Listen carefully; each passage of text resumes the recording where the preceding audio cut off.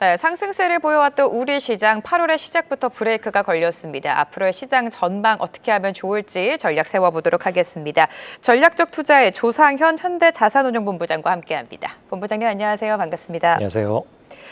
네, 지난주 금요일이자 8월의 첫 거래일이었습니다. 8월의 첫날부터 시장이 말 그대로 좀 급락이 나오면서 블랙 프라이데이를 보냈는데 시장의 하락을 어떻게 해석하셨습니까, 본부장님?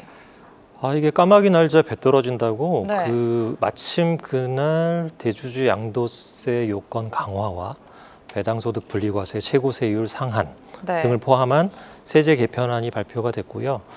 기존의 시장에서 기대하고 있던 어떤 그 주식시장 활성화 정책과는 조금 상반된 정책이 나오면서 시장이 많이 좀 당황한 것 같습니다.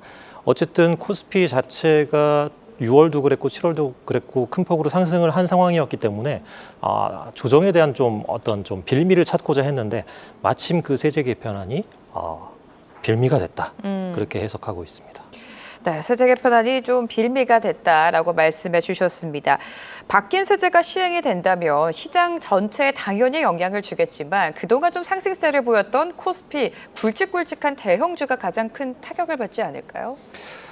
사실 솔직히 말씀드리면 네. 대형주뿐만 아니라 코스피, 코스닥 상장돼 있는 거의 대부분의 모든 종목이 영향을 받는다고 생각을 하고요.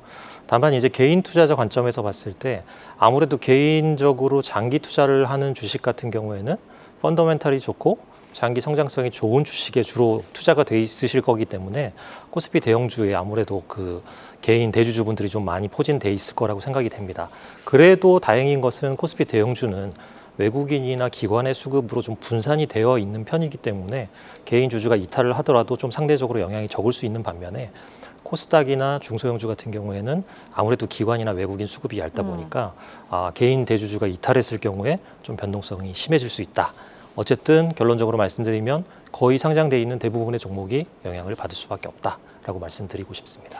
네, 배당소득 분리과세 역시 혜택이 축소되면서 실망이 클 수밖에 없습니다. 그동안 이 정책에 대한 모멘텀이 컸기 때문에 기대했던 만큼 실망감도 큰 법인데요. 많이 상승했던 배당주에도 좀 부담이 될 것 같습니다. 올 하반기 배당주의 흐름은 어떻게 전망하세요?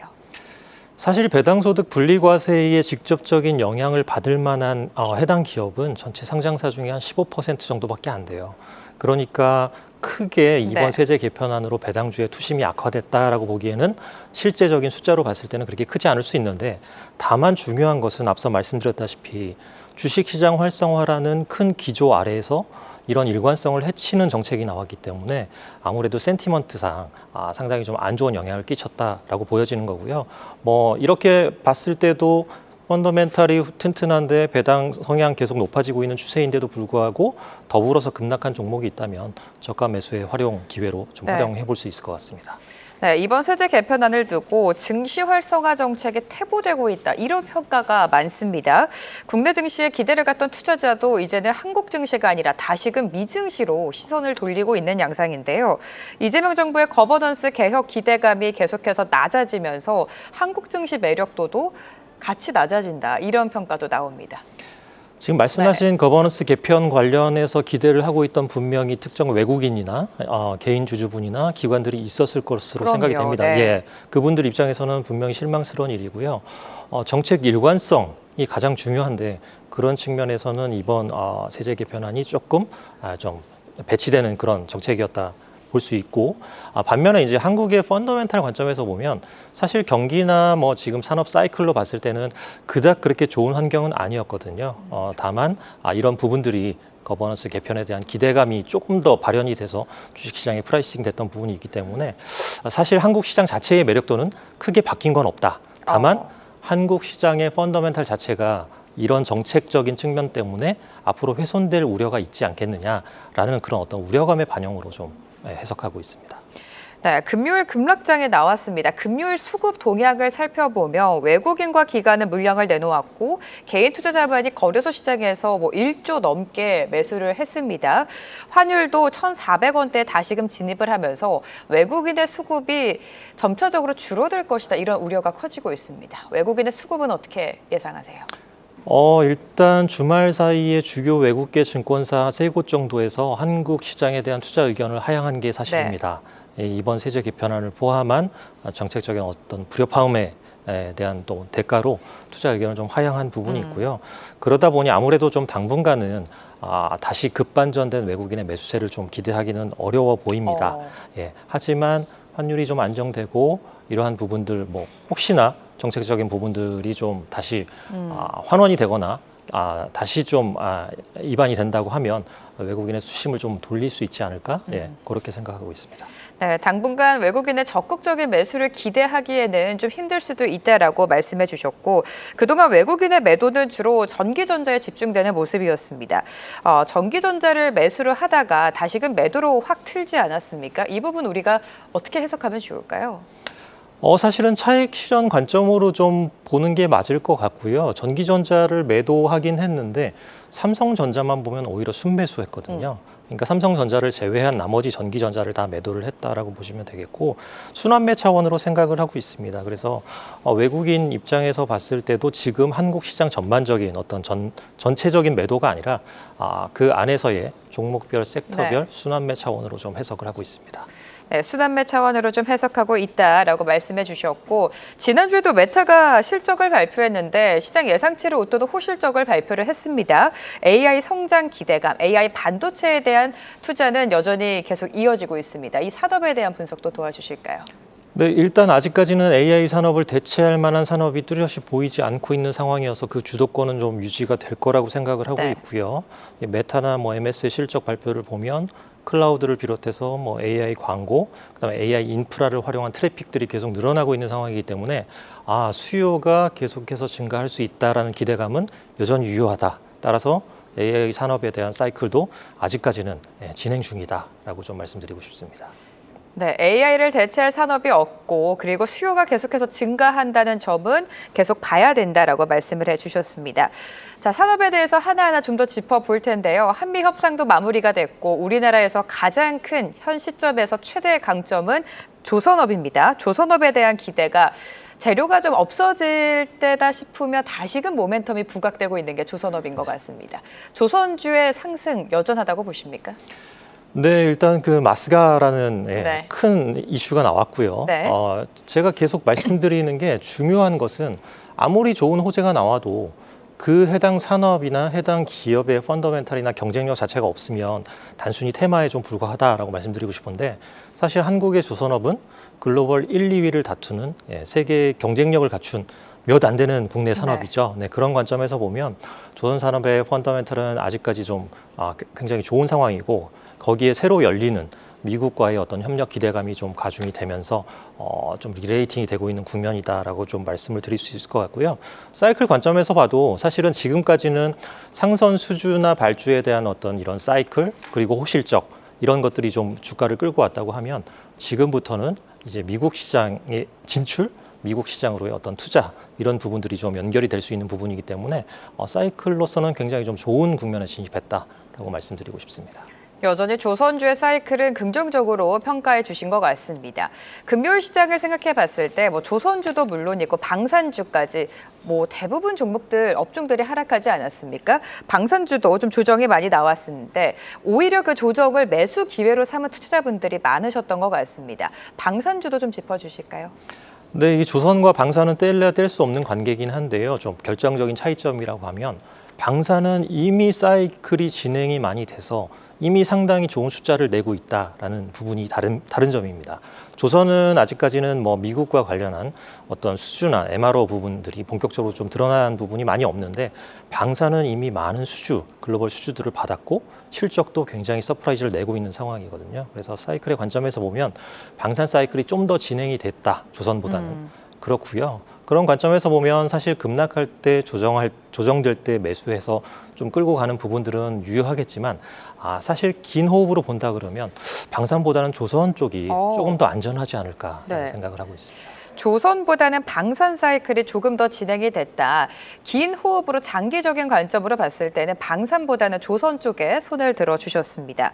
제약바이오 업종도 살펴보도록 하죠. 의약품 품목별 관세 트럼프 대통령은 계속해서 예고하고 있고요. 한국이 최혜국 대우를 받게 될 것이다. 이런 발언도 했습니다. 국내 제약바이오 현황도 짚어주실까요?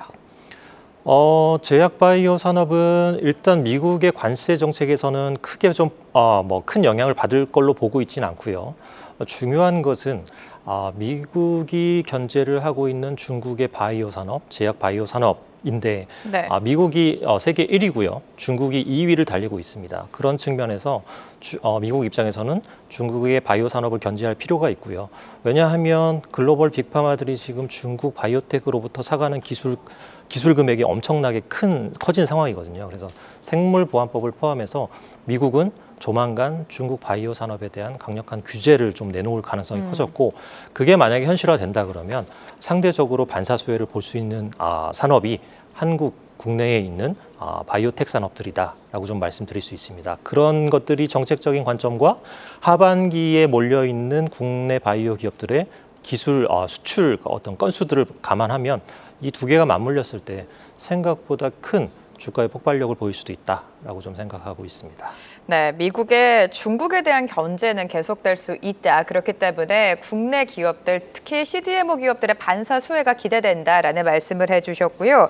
자, 이렇게 시장이 하락할 때 또 상승할 때도 코스피 대비해서는 코스닥이 항상 부진했었습니다. 본부장님께서는 코스피가 조정이 나올 때 코스닥과 개별 종목에 좀 관심을 가져야 된다. 그 전략이 필요하다라고 여러 번 말씀을 해주셨는데 지금도 유효합니까? 네, 굉장히 유효하다고 생각을 해왔었는데 사실 대주주 양도세 요건 강화가 네. 나오면서 약간 찬물을 끼얹는 느낌이 있거든요. 네, 그럼에도 불구하고 어쨌든 한국은 기준금리 인하 사이클에 돌입했고 거기서 촉발되는 유동성 환경은 계속 개선이 될 거기 때문에 아무래도 개별 종목들이 포진되어 있는 중소형주와 코스닥 기업들에 대한 관심도는 계속해서 좀 증가할 수밖에 없다라는 생각이 들고요. 무엇보다 이제 8월 중순이 넘어가게 되면 2분기 실적 발표도 마무리가 되고 관세 협상도 타결됐기 때문에 매크로 어떤 이벤트나 이슈들이 좀 잠잠해지는 시기가 됩니다. 그럴 때 시장에 특별한 재료가 없을 때 코스닥의 갭매우기가 조금 활발하게 일어나는 좀 가능성이 있고요. 그렇게 보면 관심을 가질 만한 쪽도 뭐 조선 기자재랄지 엔터랄지 호텔 카지노 미디어 이런 쪽들의 중소형주가 많이 포진돼 있기 때문에 그쵸, 네. 예, 이런 기업들에 관심을 가지시는 것도 좀 추천을 드립니다. 여전히 코스닥은 봐야 된다라고 말씀을 해주셨습니다. 조선 기자재, 엔터, 호텔 쪽을 봐야 된다라고 언급해 주셨고 지금 산업 중에서 자동차 산업도 한번 분석을 해보도록 하죠. 자동차 산업 같은 경우에는 뭐 관세 직격탄을 맞으면서 주가가 올라오지를 못하고 있습니다. 네. 앞으로도 이 흐름이 지속될 것이라고 보십니까? 워낙 자동차 기업의 밸류에이션 자체가 싸기 때문에 네. 기술적인 반등은 가능하다고 봅니다. 근데 이번 관세의 영향을 보면 사실 이번 관세 협상 타결되기 이전에 한미 FTA상에서 자동차 산업은 무관세를 적용받고 있었고 반면에 우리와 경쟁 상대에 있었던 유럽이나 일본 차들은 2.5%의 관세율을 적용받고 있었거든요. 근데 이번에 관세 협상이 타결이 되면서 유럽, 일본, 한국 모두 다 공히 15% 관세를 맞게 됐습니다. 상대적인 관점에서 보면 한국이 가장 불리해진 거죠. 그쵸. 제로에서 15%가 됐기 때문에. 그래서 이런 부분들은 앞으로 미국 시장 내에서의 유럽차, 일본차, 그리고 심지어 미국 자국 내에 있는 미국 완성차들과 가격 경쟁이 좀 불가피하게 됐다라고 보여지고요. 상대적인 관점에서 보면 사실 좀 터프한 환경에 돌입한 건 맞다라고 보여지고 미국 이외의 시장에서 보면 전기차 쪽에서 중국 쪽과의 경쟁이 이미 좀 격화되고 있는 상황이기 때문에 사실 한국 완성차 입장에서는 조금 험난한 과정이 좀 펼쳐지지 않을까라고 개인적으로 생각하고 있습니다. 현대차 그룹을 비롯해서 완성차 업체, 자동차 부품단 주가 흐름만 봤을 때는 워낙에 지금 저평가가 되어 있기 때문에 기술적인 반등은 있겠지만 무관세였던 한국이 일본과 EU와 같은 관세율을 받았다는 점은 여전히 주가를 끌어내릴 만한 하방 요인으로 작용할 것이다. 조금은 보수적인 관점 제시해 주셨습니다. 자, 이렇게 8월장이 시작이 됐습니다. 기분 좋은 시작을 못했기 때문에 투자 심리가 지금 좀 위축이 되어 있는 상황인데 또 계속해서 미뤄졌던 관세도 본격화되는 게 바로 8월장이겠죠. 8월 시장 대응 전략 좀 면밀하게 살펴주실까요? 네, 8월은 대부분의 재료들이 다 소강되고 없어진 상황에서 이제 어떻게 해야 될까 약간 시계가 불투명한 상황이 됐습니다. 그러다 보니까 개별 기업 측면에서도 그렇고 뭐 지수 측면에서도 그렇고 상당히 변동성이 좀 빈번하게 나올 가능성이 좀 커진 국면으로 생각을 하고 있고요. 이럴 때일수록 이제 본인만의 기준점을 잡는 게 굉장히 중요합니다. 본인이 매수하고 싶었던 종목 같은 경우에는 잘 보고 계시다가 충분한 조정이 이루어졌을 때 과감하게 매수를 하시고, 본인이 팔고 싶은 그런 종목이 있을 경우에는 기술적인 반등이 나왔을 때 매도하시고, 그래서 조금 영민하게 좀 얄밉게 좀 그렇게 행동을 하면서 액션을 하시는 게 변동성이 높은 장세에서 그래도 버티실 수 있는 어떤 힘이 되지 않을까 생각하고 있습니다. 긴 호흡보다는 좀 단기적으로 대응하는 게 좋겠다라는 전략이신 것 같고, 앞서서 뭐 엔터와 같은 조선 기자재, 코스닥도 봐야 된다고 말씀해 주시지 않았습니까? 중국 소비 관련주도 관심 섹터로 넣을까요? 중국 소비는 사실 지금 상황에서 한국 기업들이 그렇게 수혜를 볼 만한 기업들이 많지는 않은 것 같습니다. 유일하게 중국 소비에 직접적으로 연관이 되어 있는 업종이라고 한다면 호텔 카지노 정도. 호텔 카지노, 네. 인바운드 중국인 관광객들이 소비한 금액들이 영향을 받을 정도고요. 중국으로 수출하고 있는 품목 중에는 사실 가장 대표적이었던 게 원래는 뭐 화장품 이런 부분인데, 화장품도 중국 소비 시장 내에서의 한국 화장품 시장 점유율이 계속적으로 낮아지고 있는 추세이기 때문에 크게 기대할 만한 부분은 좀 약하지 않나, 그렇게 생각하고 있습니다. 네, 오늘 카지노랑 엔터주 좀 시세를 내주고 있는데, 긴 호흡으로 봤을 때는 살짝 상단이 제한될 수도 있다라고 말씀을 해주셨습니다. 앞으로 개별주 장세가 펼쳐지면서 코스닥을 눈여겨보자. 하지만 변동성이 있기 때문에 단기 트레이딩 관점이 8월 시장에는 유효하다라는 전략 말씀 세워주셨고요. 오늘 조상현 현대자산운용본부장과 함께했습니다. 본부장님 감사합니다. 감사합니다.